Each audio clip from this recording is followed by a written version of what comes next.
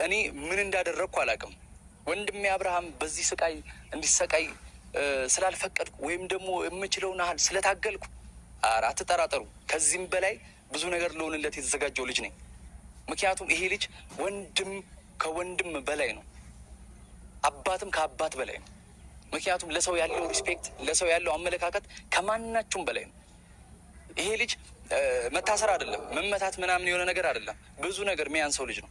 ሰዎች ሊሆኑ ሰላም ጤና ይስጥልኝ። ውድ የተከበራችሁ ቤተሰቦች እንዴት ናችሁ? ደህና ናችሁ? ነው ያለው ይመስገን። ቤተሰብ ማለት ነው አሚሩ የምትባል ጎረምሳ ምርጥ ወንድም አንተ ነህ አሁን ገና ያየው። ከሌሎቹ ሁሉም ዝም ብለው ሌሎቹ ውስጡ መበጥበጥ ነው። አንዴ ሄርሜላ ጋር አንዴ ሩታ ጋር እያሉ ማለት ነው። አሁን ጀግና ወንድም ነው ያየሁት። እውነትን ነው ለአብርሽ በፊት ጥሩ መሆኑንና አብርሽ ለሰዎች መድረሱን ጀግና መሆኑን እየገለጽክ የምትገኘው አንተ ነህና አሁንም እንደጀመርከው እንግዲህ አንተው ጨርሰው ለማለት ነው። ምክንያቱም ገና ሳዳምጥ ሳይክ ምናምን ነገር በቃ ለአብርሽ የእውነት ወንድም ሆነክ የቆምክ ነው የመሰለኝና እኔ ደግሞ የመሰለኝን ነገር በተግባር ነው ማየው። ማለት በተግባር ስል በቃ ይሄ ሰው ጎበዝ ነው። ሄርሜላንና አብርሽን የሚነካ ሰው አይደለም። በራቸው አላስደርስም ንክች አያደርጉትም ስትል ሰምቻለሁና ዋው ነው። እውነትም ዴቭም እንደ ወንድም አይደለም። ቡዜም እንደውም እሷ ትሻላለች ትንሽ ያው ቢሆንም ያው አልቻለቻትም ሩታን ማለት ነውና ሩታን እናንተ ከአብርሽና ከኤርሜላ ጋር ማስቀረት አለባቸው እንዳልከው ማለት ነው። ለነሱ ብለህ እስር ቤት ከገባክ ለአብርሽ ብለክ ያልሆንከው ነገር ከሌለ አሁንም ትንሽ ነው ይቀረክ። ስለዚህ አብርሽና ሄርሜላ ደግሞ አብረው እንደሚሆኑ የማይቀረዳ ነው የታወቀም ነው ማለት ነው። እና ጎበዝ ብዬሃለሁ። ለማንኛውም እንደውም ከነ ዴቭ ራሱ ዴቭንም ያው ወንድም መሽተት ብለከዋል አይደል? እውነትም ወንድም መሽተት አለበትና ማለት በቃ እንትና ማናት ሩታ እንደማታስፈልገው በእርግጠኝነት መናገር አለባችሁ ለቤተሰብ ማለት ነው። ኤፍሬምን ሩታ ምን እንዳስነካችሁ አላቀም ብለሃል። እውነት ነው፣ እኔም ጠርጥሬ ያለው። ምክንያቱም ሩታ ኤፍሬም ወደ እሷ እንዲሆን የሆነ ነገር ያደረገችው ነገር አለ። ኤፍሬም ደግሞ ለሄርሜላን ለመበቀል ሲል አብርሽ ላይ የሆነ ነገር ያደረገበት አለ ማለት በቃ እሷን እንዲጠላት ምናምን ነገር ማለት ነው። እና እነኚህ ሁለቱ ልጆች በተለይ ኤፍሬምንና ሩታ መለያየት አለብክ፣ በታትነክ ማለት ነው።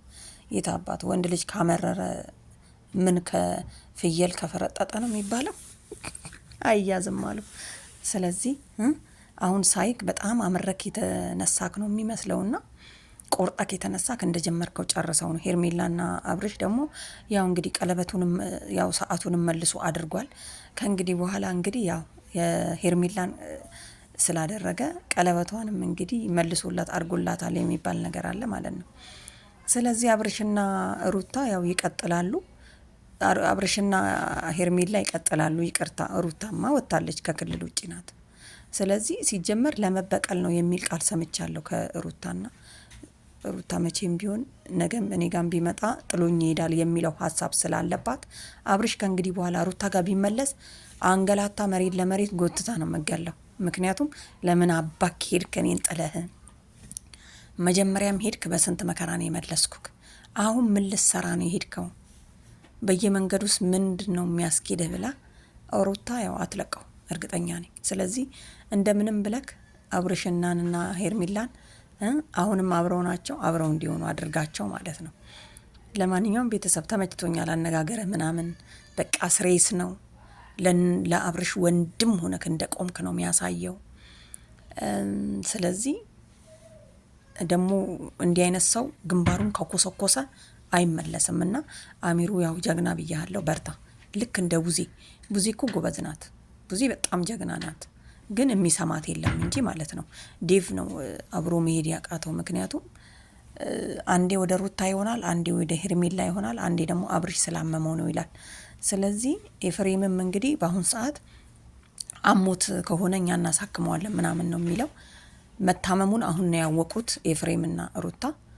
ስለዚህ ይቀጥላሉ ሄርሜላና አብርሃም ማለት ነው። ደግሞ እንዴት አባታቸው ነው የሚያምሩት አያችሁ።